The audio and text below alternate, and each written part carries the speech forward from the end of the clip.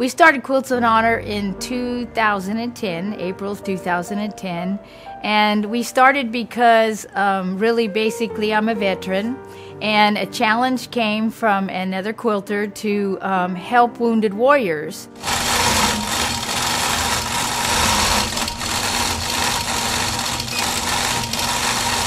I would definitely put Gail as my best friend.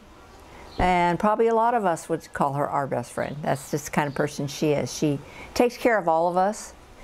And if I'm going to talk about Gail, I would say there's so many wonderful characteristics. One of them being she's a terrific leader. I tell some of the new people, if you have a good leader, you can trust the leadership. You don't have to worry. She's doing this for the right reasons, from a pure heart. And so I follow her anywhere. We've been all over the place, and we love what we do. And she's got a huge heart for veterans. And most of us who do Quilts of Honor also, there's a reason in our lives that veterans are someone we want to honor and do this for. I wouldn't be where I'm at had it not been for the Army, because I do what I do because I suffered in the Army as far as what I saw. And today, a lot of those that go to war suffer so tremendously without being able to tell people about it. So this made me want to help these people.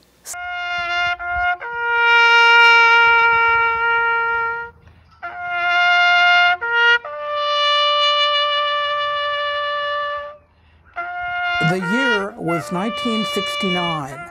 The war in Vietnam had peaked. Young Gail Belmont joined the Army, but not without some family concerns. My folks didn't have enough money to send me to college, so I auditioned and I got accepted. But I wasn't 18 years old yet. So I had to wait until I turned 18 because I graduated in June. So 6 days after I turned 18, I went into the service. My mom was fine with it. My dad, he was a Marine, and he says, oh no. He says, you do not want to go in the service. No, I'm not going to sign for you to go in the service. Despite his opposition, he couldn't allow his daughter to make this life-changing move without letting her know he loved her. For a long time, he didn't want to do it, you know, and I don't know if Mom finally just told him, you just have to sign the papers. And he always told me, he said, I'm not going to see you off. And he said, so in that day, everybody had to go to Fresno. And I had never even flown on an airplane before. And so we all got ready that morning that I was to report. And the whole family was going to go, but my dad was nowhere to be found. Everybody is in the car, and in walks my dad. And he said he came to say goodbye to me because he was not going to the airport, and he cried. And that was the first time that I ever saw my father cry. Gail's goal was to join the WACS, the 14th Women's Army Corps Band. As with every new recruit, she had to pass boot camp first. We had to go to the gun range at night. The gas chamber was the worst. I think I still remember that because once a year we still, even when we went in the band, we still had to go to the gas chamber once a year and qualify. And that's where you learn your Social Security number very, very fast because you have to say it before you can get out of the gas chamber. So, and you cannot make a mistake when you say it. So, needless to say, I've never forgotten my Social Security number.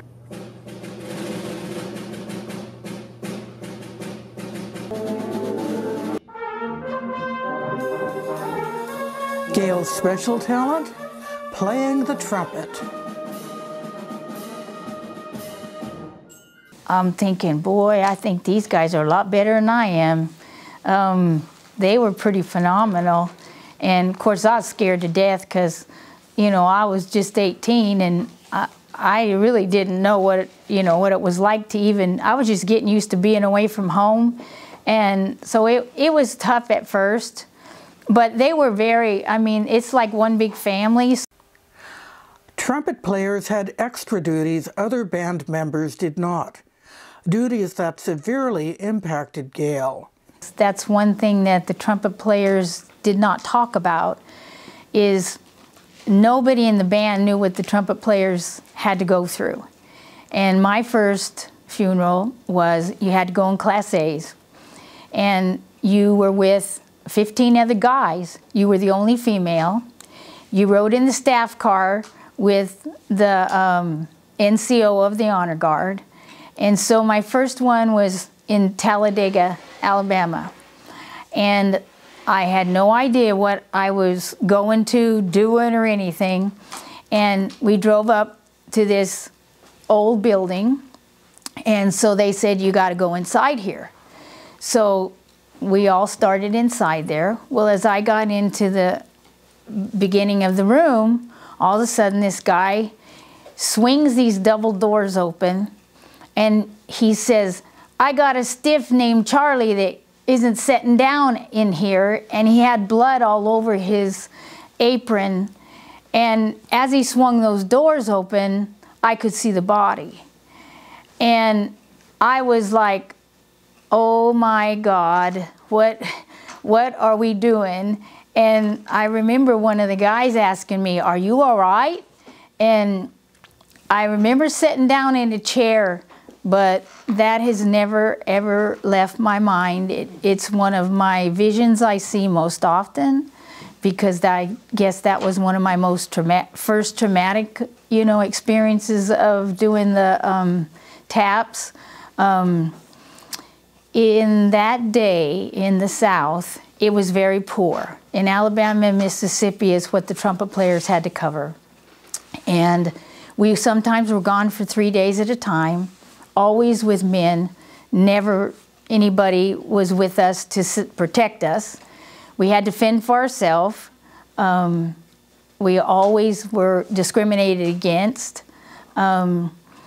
You worried every night whether anybody was going to bust in your room if you stayed overnight, because they were always trying to get in our room. The late 60s were a time of civil unrest in the United States, and military members were often the target of protests. We got demonstrated on because we were Mississippi. They didn't want the military there, even though we were doing a funeral.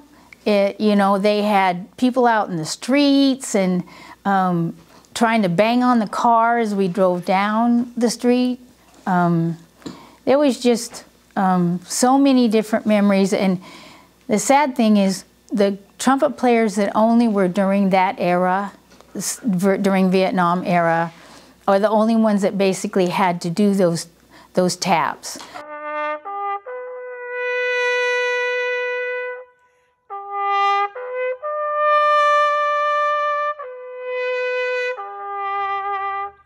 So many were killed during that time frame.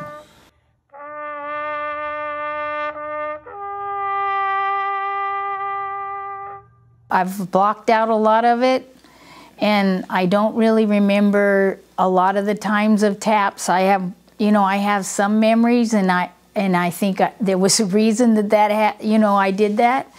But I didn't play for a long time after I left the band, and it was probably because of the experiences that I went through.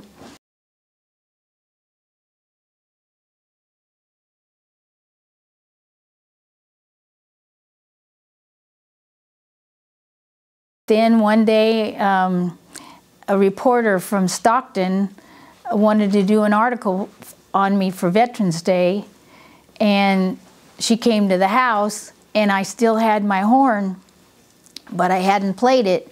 And she asked me some questions, and it made me think that, there wasn't hardly any women coming out at that time saying that they'd served.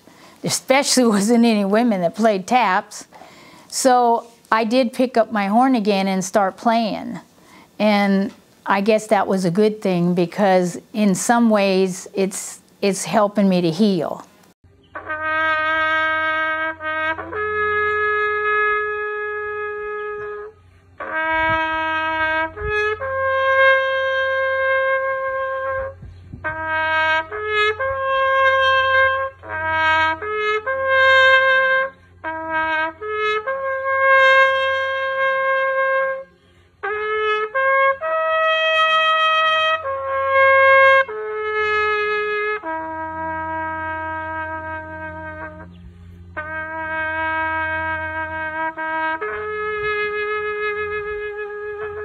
When I play taps, even now, even though it's hard for me to play it every time I play it, it's the best you could give to any veteran. It's their last goodbye. And it's the last thing that anybody remembers of that veteran. And so it does come into Quilts of Honor because the quilt is the same way. The quilt is American tradition that's handed down from the Civil War. And taps was played in the Civil War. So you put all that together, and we're probably giving them the best they could ever get from an American. Making a quilt is a series of steps, each clearly defined. Piecing together scraps of cloth to make something that is much, much greater than its parts. This is Turlock, DAR. Miss Becky, we could have put you up here, but you keep stitching. Okay, this one. Oh, nice. Oh, that's beautiful. Quilting really is patterns brought together to make a quilt.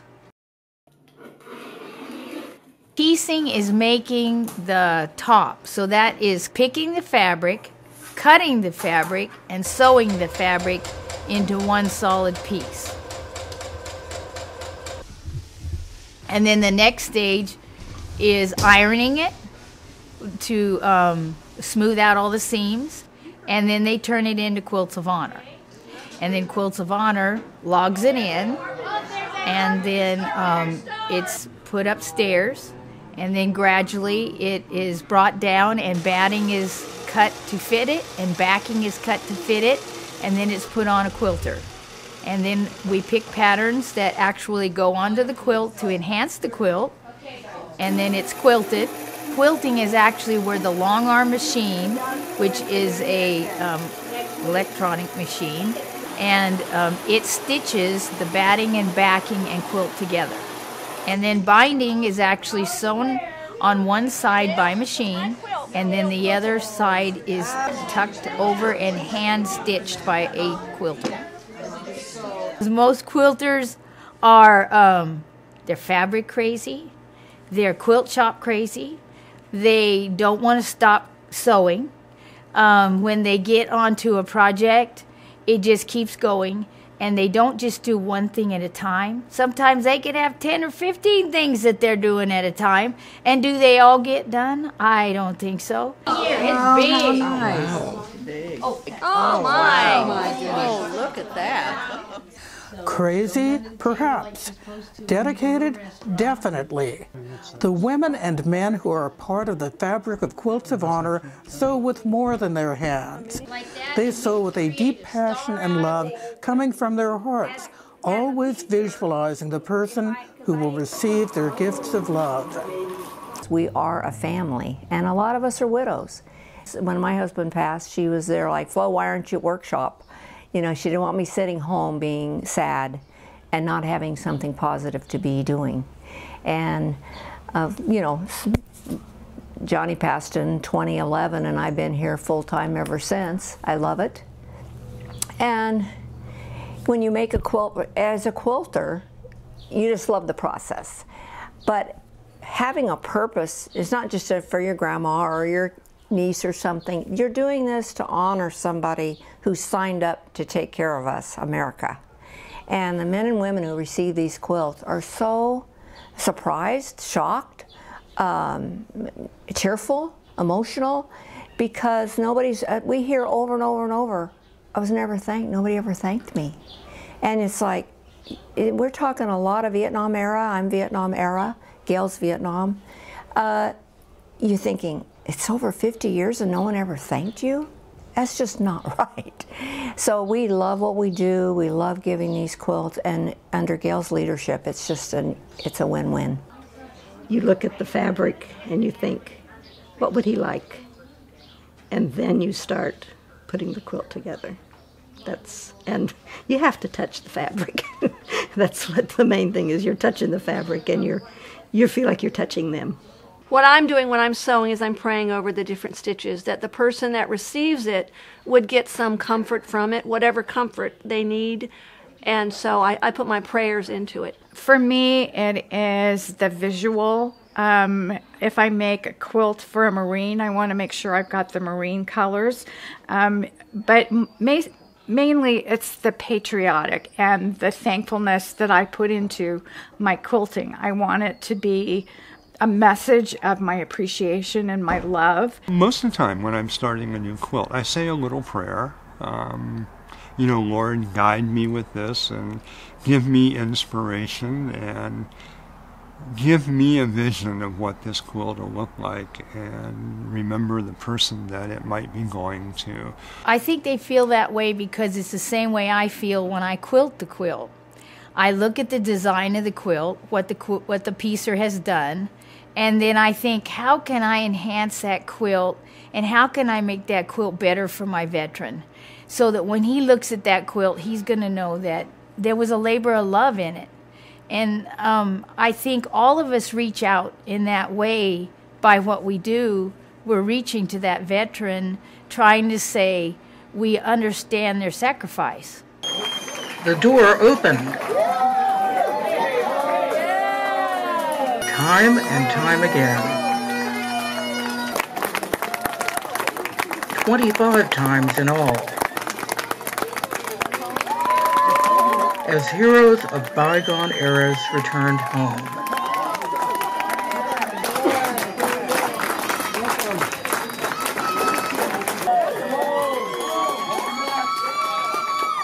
These 25 veterans flew into San Francisco International Airport on an honor flight. Honor Flight is an organization, it's a nationwide organization, founded originally for taking our World War II veterans to Washington, D.C. to see their war memorial, because their war memorial was not dedicated until 2005, many, many years after their war events. We're now starting to take Korean and Vietnam War veterans. The veterans fly free of charge. Welcome home.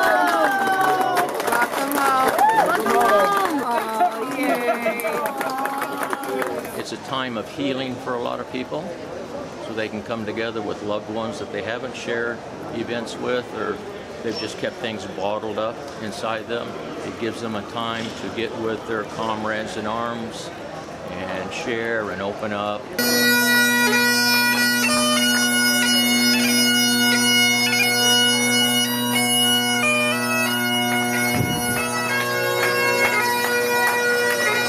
We opened the door and all these people were applauding. It actually brought tears to my eyes because I didn't know what was going on. And then we get to Washington, D.C., and it's the same thing. And then we come back to San Francisco, and it's like, my golly, it's unbelievable the treatment that we receive, and it's just a tremendous honor. Over here! The honors continued as Gail Belmont, founder and director of Quilts of Honor, personally thanked each veteran for their service and presented them with a handmade quilt. I would like to thank you for your service and sacrifice to our country on behalf of Quilts of Honor. Every time I give one of these, there's never the same reaction. I've seen it so many times, and I've seen very emotional reactions. I've seen the most happy reactions. I'd like to thank you for your service and sacrifice to our country on behalf of Quilts of Honor, and we're from Valley Springs, so we know right where you're at. A quilt is like a hug of gratitude. Today, Craig, I would like to honor you with your own Quilt of Honor. I would like to thank you for your service and sacrifice to our country on behalf of Quilts of Honor with this quilt. And you need to pull this out right here. Okay. Quilts of Honor has given away more than 10,000 quilts to veterans ranging from World War II through the current war on terrorism. Yeah, that was beautiful. You gotta look at it. Yay! Oh, you're welcome. It's our honor to do it. That's why we all do it. When she gives that quilt and shakes her hand, there's nobody else in that room but that individual veteran. And they have an eye contact. I've watched it. It's an amazing connection, veteran to veteran, saying thank you for your service. And Gail has that with people.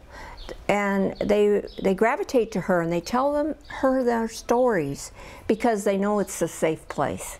So she's an amazing lady. We're really blessed to have her. And probably my number one thing I think of if somebody asks me about why do I think so much of Gail, it's her character. But then I was thinking, well, how do you even describe someone's character? But honest, trustworthy, dependable, all the good words, that's Gail Belmont.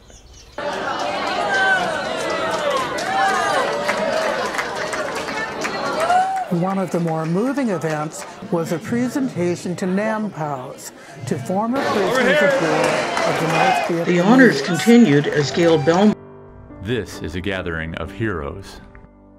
American servicemen who were captured and held and tortured by the North Vietnamese, many for years. And these are the volunteers. The men and women of Quilts of Honor who have dedicated their hearts and nimble fingers to thanking men like Norman McDaniel. I was in prison until February 12th, 1973, almost 7 years. And we had very, very drastic, poor treatment. There were times when the torture got so bad, didn't think I'd live to see another moment.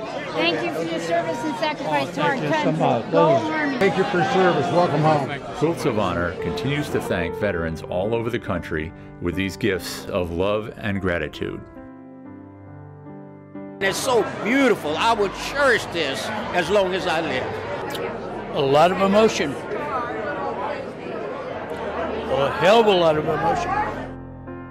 I want him to realize that every time he wraps himself up in the quilt, he's getting hugged by a group of people who appreciate his service, and we just want the vets to know that we love them. That's my girl, huh? Gail does have a life outside of Quilts of Honor. Well, her service dog, Rue, is one of her closest friends. I always suffered with PTSD, but I never knew what animals could do for you. And Rue, she sensed anytime I had any kind of an emotion, she was there. And so then I went to Silver Paws, which is, they train for veterans, they train dogs. And I asked her if we could go into the training him. And at first he was very like, well, she's 4 years old, I don't know really if this will work. But she did a few commands and she followed them. So we went into training, and 5.5 weeks later, she graduated. She was way smart and actually fooled him. And so that was 7 years I've had her now. And she's the best dog there is. I mean, anytime, like even when I sneeze, she will get off the chair if she's not near me and come over and see if I'm all right. So, and she senses if I'm going to have a panic attack. She keeps me calm when I could be really just going crazy. So they are better than a pill, because if you have post-traumatic stress, most of the time the VA gives you a pill. And you don't have to have a pill with a dog. They love you for who you are. You know, no matter how bad a day you're having, they're there for you. So life without Rue wouldn't be good for me. And I'm blessed that I got her. Weekends and sometimes entire weeks are spent in nature. Well, I've camped since we were small. My folks always had a cabin, and we always went camping, or we were out in the wilderness, and to me that's freedom. And so when I go there, I can calm, and you can enjoy the trees and the wind, and you just look at the beauty. And so that's why I enjoy it. I love anything speedy. So my golf cart is speedy. I like speed. I mean, I used to race go-karts when I was 10 years old. So I've always liked, and I used to have a Harley. So speed it's in my blood. But the golf cart was just, it's kind of like an old person's Harley, okay? So I decided I'd fix it up. So we put patriotic decals all over it.